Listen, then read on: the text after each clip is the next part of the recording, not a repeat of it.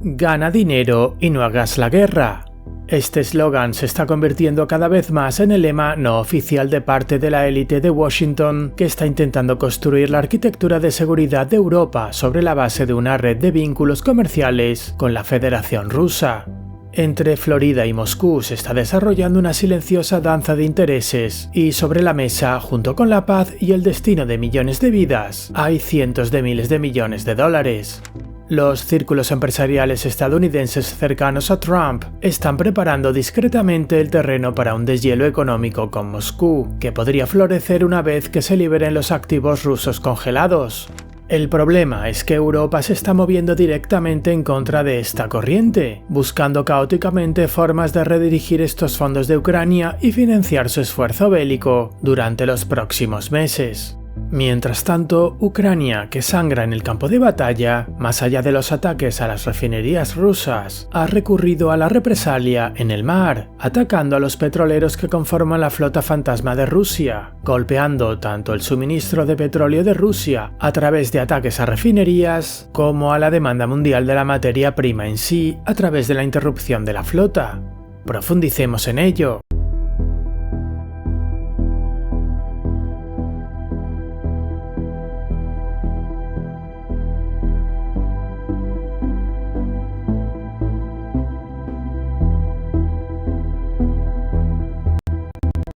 Las conversaciones de paz continúan y todas las partes insisten en que son constructivas. Sin embargo, siguen sin haber resultados concretos. Tras las negociaciones en Ginebra, se celebraron reuniones en Abu Dhabi y más recientemente en Florida. El 2 de diciembre, Steve Witkoff voló una vez más a Moscú para mantener conversaciones con Vladimir Putin. Viajó como representante de la administración estadounidense, a pesar de la vergonzosa filtración de sus conversaciones con Yuri Ushakov, en las que, en la práctica, aconsejaba a la parte rusa sobre cómo vender el plan de Ucrania a Trump. Para añadir más absurdo al asunto, Trump no vio nada inapropiado en esta conducta y defendió abiertamente a su emisario, a pesar de que muchos estadounidenses acusaron a Witkoff de traición. Las motivaciones detrás de las acciones de Witkoff, Kushner y en términos generales de Trump se han convertido en objeto de constantes especulaciones. En el artículo Ganar dinero y no hacer la guerra, el Wall Street Journal pinta un panorama de búsqueda patológica de beneficios. Las ahora infames conversaciones entre Witkoff, Jared Kushner y Kirill Dmitriev en Miami tenían, según se informa, un único objetivo: eludir el aparato tradicional de seguridad nacional de Estados Unidos y convencer a la administración de que vea a Rusia no como una amenaza militar, sino como una tierra de abundantes oportunidades. El objetivo es permitir que las empresas estadounidenses entren en el mercado de las materias primas de Rusia lo antes posible, antes de que los competidores europeos lleguen primero. Se dice que Trump, Witkoff y Kushner creen que los negocios garantizarán la forma más duradera de paz y que, en el proceso, las empresas estadounidenses deberían obtener beneficios como compensación por su contribución al esfuerzo bélico. Este discreto cortejo entre los sectores de la comunidad empresarial estadounidense, en su mayor parte figuras vinculadas a Trump y socios rusos, se ha estado desarrollando entre bastidores desde hace algún tiempo. El periódico recopiló estos hilos en una única narración. Según se informa, los multimillonarios sancionados, Gennady Timchenko, Yuri Kovalchuk y los hermanos Rotenberg, Boris y Arkady, enviaron a sus representantes a reuniones secretas con empresas estadounidenses para explorar acuerdos relacionados con metales de tierras raras y extracción de energía. Anteriormente, representantes de la gigante petrolera ExxonMobil mantuvieron supuestamente conversaciones clandestinas con la mayor empresa energética estatal de Rusia, Rosneft, para discutir un posible regreso al gigantesco proyecto de gas de Sakhalin, sentando las bases para un posible acuerdo futuro. Gentry Beach, un antiguo compañero de universidad de Donald Trump Jr. y donante de la campaña de su padre, se ha fijado el objetivo de adquirir participaciones en el proyecto ruso de gas LNG del Ártico y ya ha mantenido conversaciones para comprar una participación del 10%. Quizás aún más llamativo es el caso de Stephen P. Lynch, otro donante de Trump que pagó casi $600.000 a un lobista estrechamente vinculado a Trump Jr. para que le ayudara a conseguir una licencia del Departamento del Tesoro de Estados Unidos que le permitiera comprar los derechos del gasoducto Nord Stream 2 a la empresa rusa Gazprom. Todos estos acontecimientos se desarrollaron antes de la reunión de Miami, en la práctica un encuentro entre figuras empresariales estadounidenses del círculo íntimo de Trump y representantes rusos encabezados por Dmitriev, en la que los participantes presentaron una visión de ganancias fáciles que al mismo tiempo detendrían el derramamiento de sangre. Más allá de moldear la percepción estadounidense, el objetivo ruso es persuadir a Washington para que bloquee cualquier iniciativa europea de confiscar o disponer de otro modo los activos congelados del Kremlin en toda Europa. La transferencia de estos fondos a Ucrania representa el peor escenario posible para Moscú. Para Europa, sistemáticamente marginada de las negociaciones de alto nivel, estos activos congelados se han convertido en una de sus bazas más importantes. Los gobiernos europeos apoyan la búsqueda de la paz declarada por Trump, pero su visión de cómo debería ser esa paz a menudo difiere fundamentalmente de la de Washington y se alinea mucho más con la de Kiev. Por lo tanto, Europa sí dispone de herramientas para defender sus intereses, aunque, como suele ocurrir, su eficacia se ve socavada por las prioridades nacionales divergentes. En el caso concreto de los activos congelados, el quid de la cuestión radica en Bélgica. Bruselas teme asumir toda la responsabilidad jurídica de una medida que se considera ampliamente ambigua desde el punto de vista del derecho internacional y que podría dañar la reputación de Bélgica y Europa como custodios fiables del capital mundial. Como resultado, a pesar de la postura agresiva de gran parte de Europa del Este, las instituciones de la Unión Europea se resistieron durante meses a las peticiones de transferir los activos directamente a la víctima de la agresión rusa, Ucrania. Sin embargo, los últimos acontecimientos sugieren que esta resistencia podría estar resquebrajándose. El diario alemán Süddeutsche Zeitung informa que Bélgica y Euroclear, la empresa que gestiona la mayor parte de los fondos rusos congelados, están dispuestas a aceptar una transferencia a Ucrania si se cumplen tres condiciones: que la Unión Europea ofrezca garantías vinculantes e incondicionales para lo que se ha denominado préstamos basados en reparaciones respaldados por los activos. Segundo, que el riesgo legal se comparta colectivamente entre todos los Estados miembros de la Unión Europea. Y en tercer lugar, que todos los países que posean fondos rusos congelados participen en el procedimiento. Este último punto refleja la distribución de activos. Euroclear en Bélgica controla aproximadamente 185.000 millones de euros, mientras que otros 25.000 millones de euros se encuentran en cuentas de otros estados europeos, principalmente en Francia. Según se ha informado, la presidenta de la Comisión Europea, Ursula von der Leyen, ha aceptado las condiciones establecidas por el primer ministro belga, Bart de Wever. Según el plan, Bruselas convertiría el capital congelado en un préstamo de 140.000 millones de euros para Ucrania. Sin embargo, solo 2 días después de estas declaraciones favorables a Kiev, el ministro de Asuntos Exteriores belga, Maxime Prévost, volvió a poner en duda la idea de utilizar los activos, sugiriendo que el préstamo de reparación propuesto podría complicar las conversaciones de paz en curso, un discurso muy en línea con las prioridades de la administración Trump. ¿Acaso recibió Prévost una llamada de Washington en la que le pedían que ganara tiempo?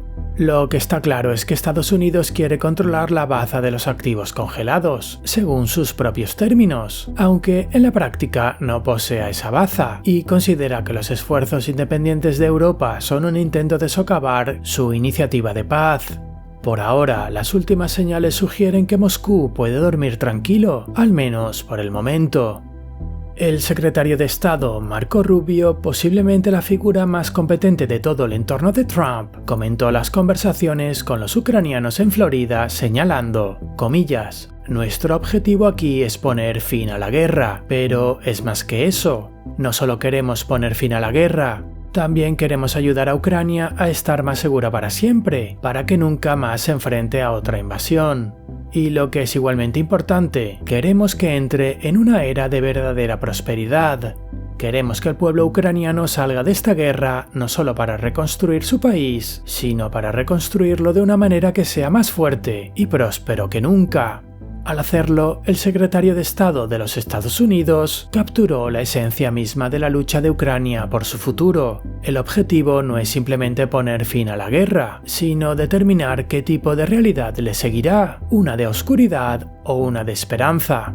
El problema es que desde la perspectiva de Rusia, los objetivos articulados por Rubio son mutuamente incompatibles. No hay ningún escenario en el que la guerra termine y Ucrania no solo siga existiendo, sino que salga más fuerte y más próspera. Hay muchas razones por las que el Kremlin lanzó su guerra contra Ucrania. La propaganda rusa habla de una guerra defensiva contra Occidente, así que por un momento adoptemos esta terminología.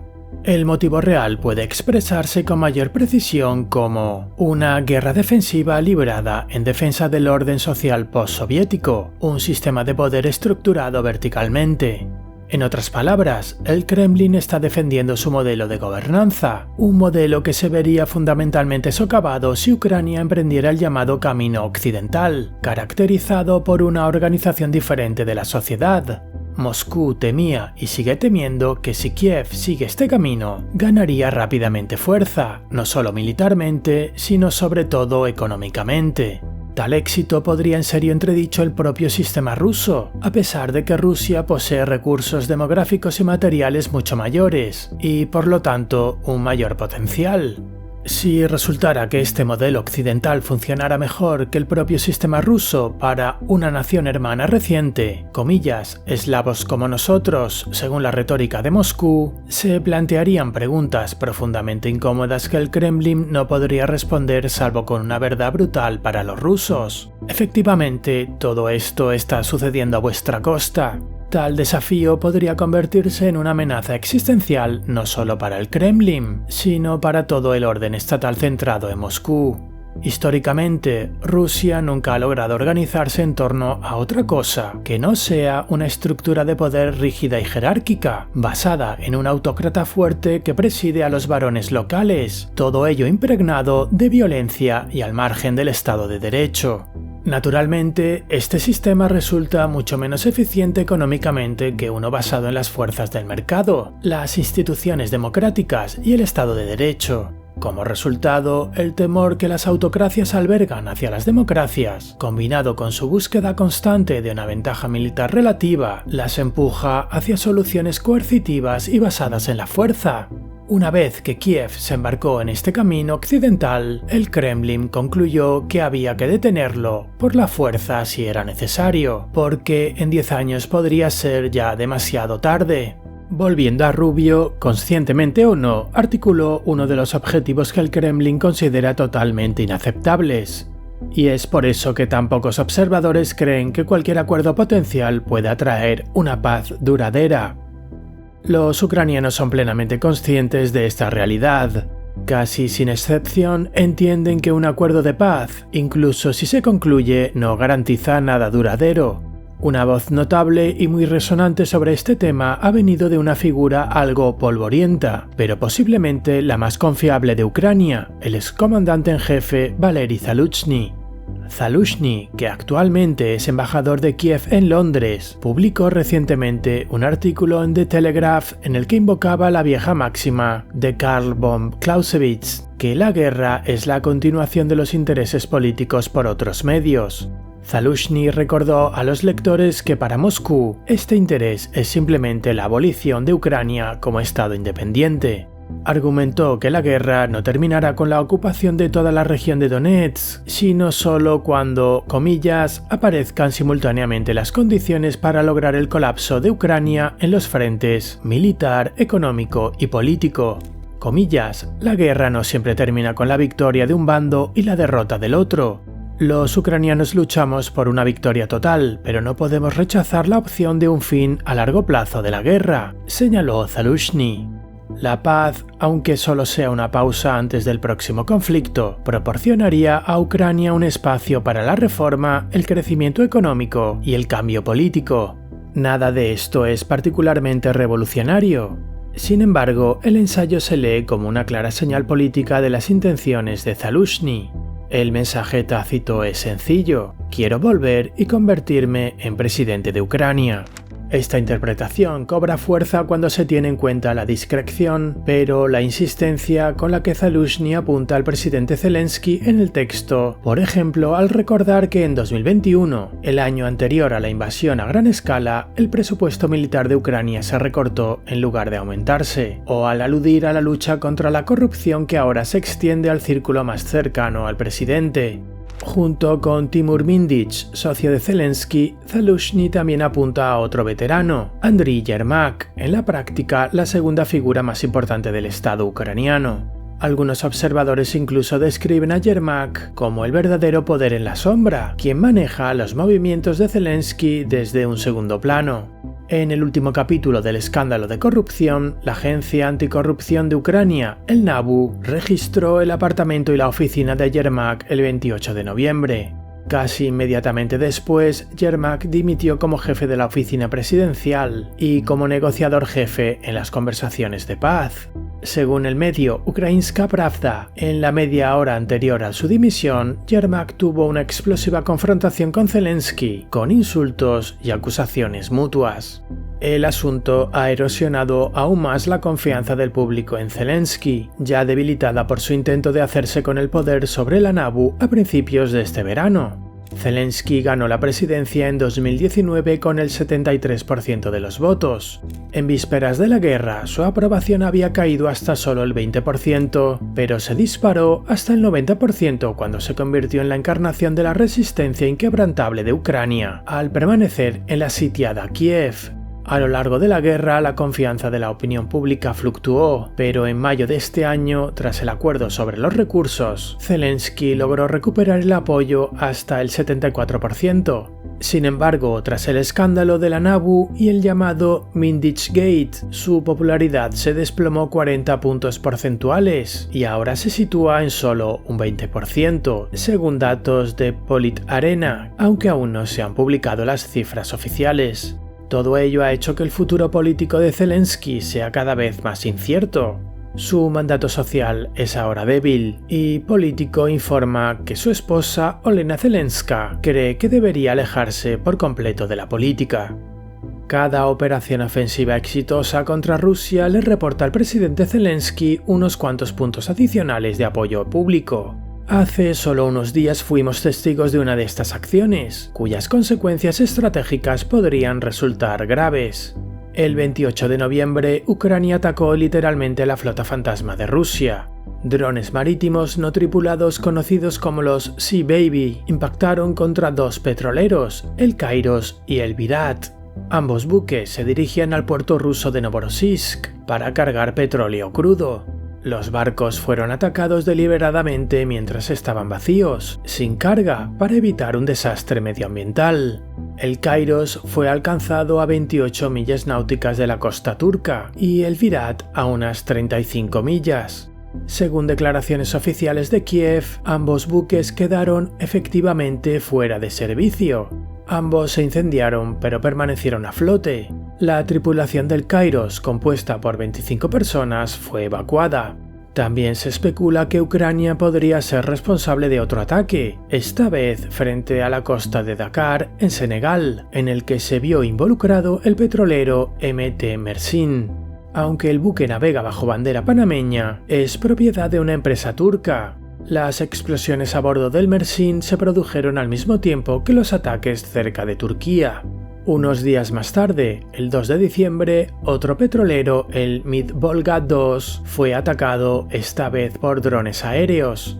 El objetivo de estas acciones es claro: perturbar aún más la logística de las exportaciones de petróleo ruso, que financian la maquinaria bélica del Kremlin. Sin embargo, esto marca una nueva fase en la campaña de ataques de largo alcance de Ucrania, que se extiende más allá del territorio ruso e incluso más allá de los buques con bandera rusa.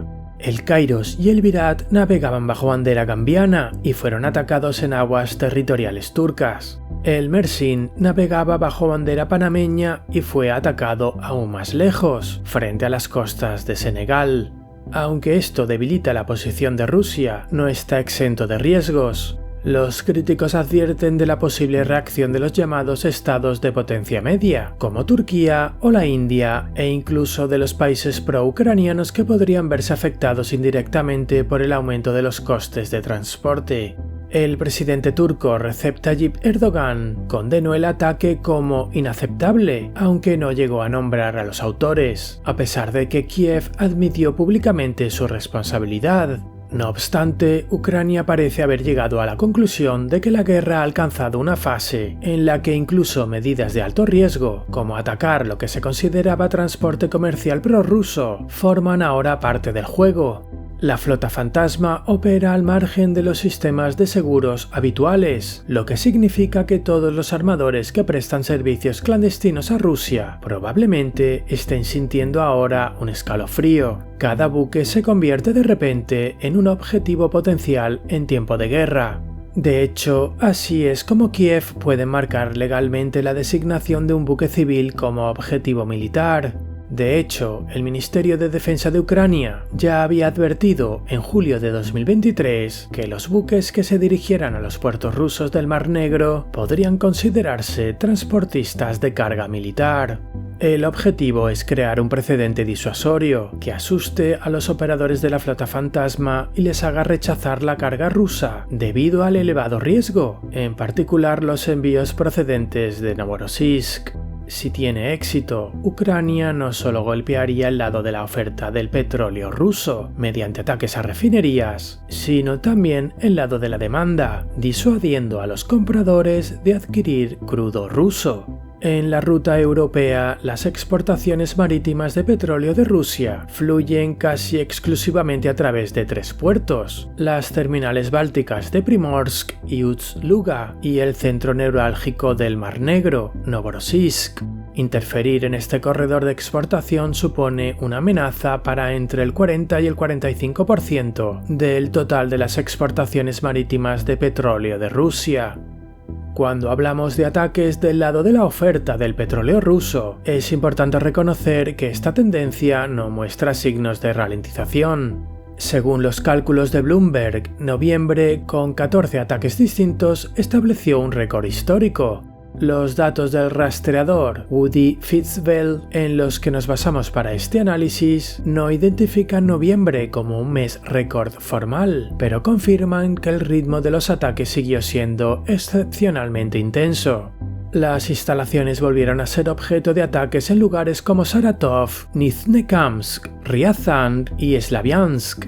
Es de especial interés el modelo analítico de Fitzbell, un algoritmo sencillo pero eficaz diseñado para estimar el impacto en tiempo real de los ataques ucranianos sobre la producción petrolera rusa, utilizando la capacidad de producción conocida en las refinerías, asignando un porcentaje de daños basado en pruebas visuales de fuentes abiertas y combinando esto con una variable tasa de reparación estimada en un 0,33% al día, lo que significa que una instalación dañada al 100% tardaría aproximadamente 333 días en restaurarse por completo. El modelo realiza un seguimiento de la capacidad de producción rusa que permanece fuera de servicio en un momento dado.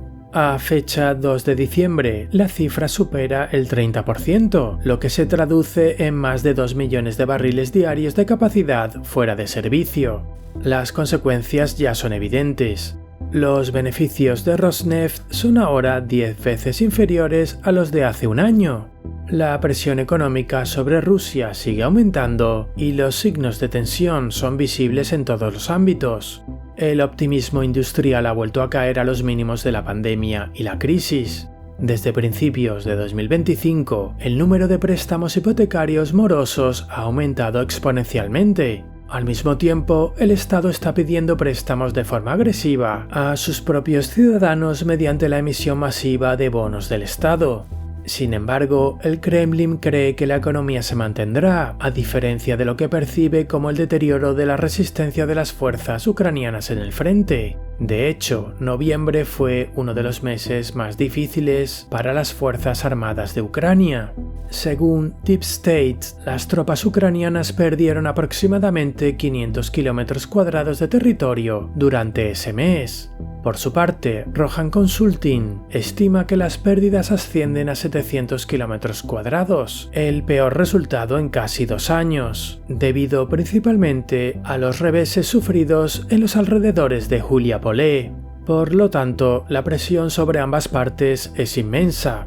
Cada una de ellas se está acercando visiblemente al límite de su capacidad para sostener la guerra, lo que significa que los esfuerzos diplomáticos estadounidenses no carecen de posibilidades de éxito. Ucrania parece dispuesta a aceptar concesiones significativas, pero no la capitulación que, como se ha señalado anteriormente, sigue siendo el objetivo político del Kremlin. Evaluar con precisión la resistencia económica es mucho más difícil que seguir la dinámica del frente. Por esa razón, el equilibrio de los indicadores sugiere que en lugar de aceptar cualquier borrador de acuerdo de paz, Moscú es más probable que gane tiempo, continuando con la presión a pesar del profundo deterioro económico del país. Redirigir los activos rusos congelados a través de Bruselas hacia Ucrania daría a Kiev un valioso respiro económico, pero el problema central sigue sin resolverse: la escasez de efectivos de infantería en el frente. Gracias por acompañarnos un día más. No olvides suscribirte al canal y hasta un nuevo reporte.